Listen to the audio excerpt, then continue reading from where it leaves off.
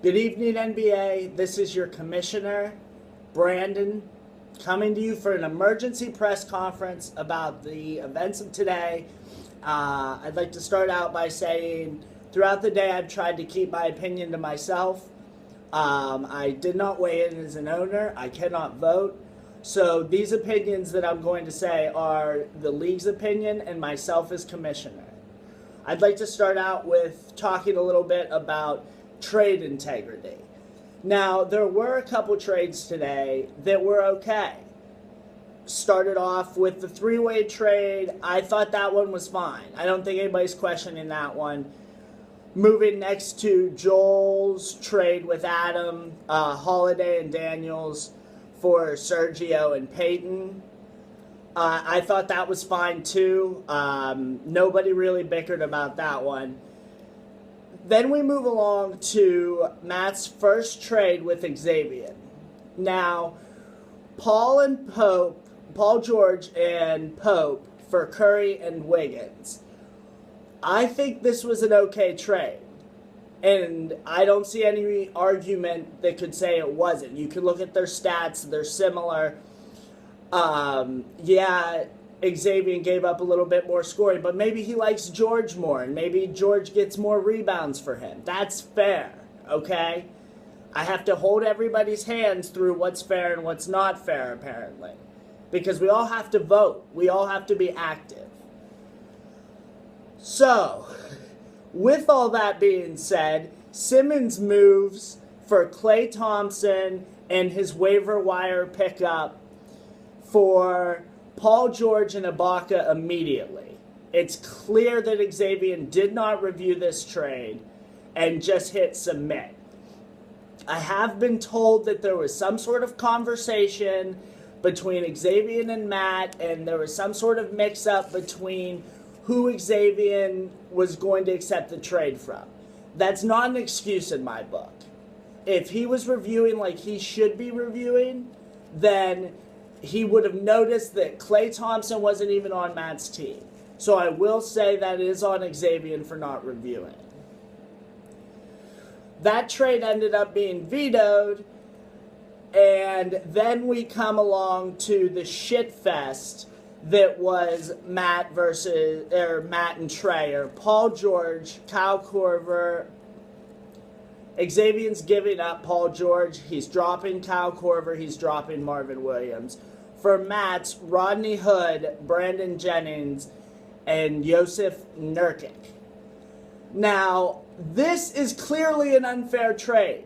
Nobody is going to argue with that. Now, Matt, yes, he's trying to rebuild his team. He's trying to pull one over. So I can't blame him. He said there was a conversation between him and Xavien. He says he has text messages. I saw it. It looked like they were in agreement. I don't know. This gets back to Xavien reviewing his trades. Xavien, I don't understand what you're doing. Are you playing because you just like these players more? Is that all that it means to you? I'm just having trouble finding it. I think that there have been some questionable trades today, and I think it was largely because either you're not paying attention or you really just don't care about the league. We've addressed you're not setting your lineups for weeks. I mean, this is week 7, so 7 weeks now we've been addressing setting your lineups. I think that it's just gotten out of hand, and the league is going to take the following action.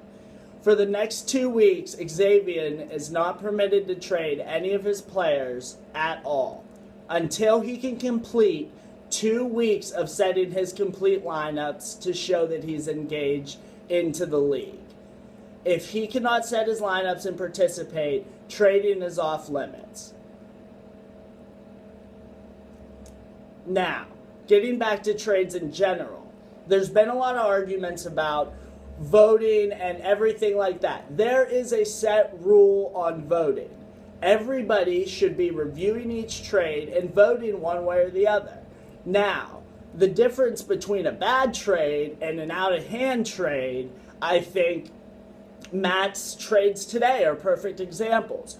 Paul George and Steph Curry, Wiggins and Pope, you could say that's a fair trade. If you don't agree and you think Curry and Wiggins are more, then that's a bad trade on Matt's part. Now, an outrageous trade is when you try to dump 3 players that you recently picked up on the bottom end of your roster for Paul George. That's not going to happen. People can exercise their right and veto it. We don't have to have a discussion on every single trade on why we're vetoing it or why it's out of hand or why it's unfair or coercion or their roommates. And we just need to proceed in a business-like fashion. You should be able to vote without getting ridiculed. Sure, keep making fun of each other, poking at each other, that's fine. But when it becomes a heavy debate, it's too far. All you have to do is vote one way or the other. Either you win or you lose. You can state your case, but we don't need to be blowing up the messenger with 70,000 arguments of going nowhere. Okay? And I'm not saying that I don't love the messenger. I think it's great. I'm just saying that there's a process, and this is why we put these processes in place.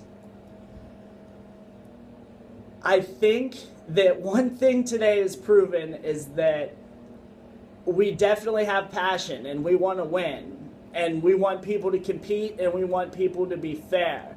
We don't want teams being able to be lopsided for things like friendships, things like that. But there is a process and we need to do what is written now in the rule book as the process. Voting is important. Xavien, again, 2 weeks, just set your lineups, prove to us that you're invested, and then we will lift the embargo. But I will not be permitting any trades for the next 2 weeks. If anyone has any questions or something that they don't like, I'm happy to address it. But this is how it's going to be. We need to have structure, and I'm not going to let this get out of hand like I did last year. This is not going to happen. All right? Good luck the rest of the week, guys. Simmons, I'm coming for you tonight, buddy. Mr. Modest.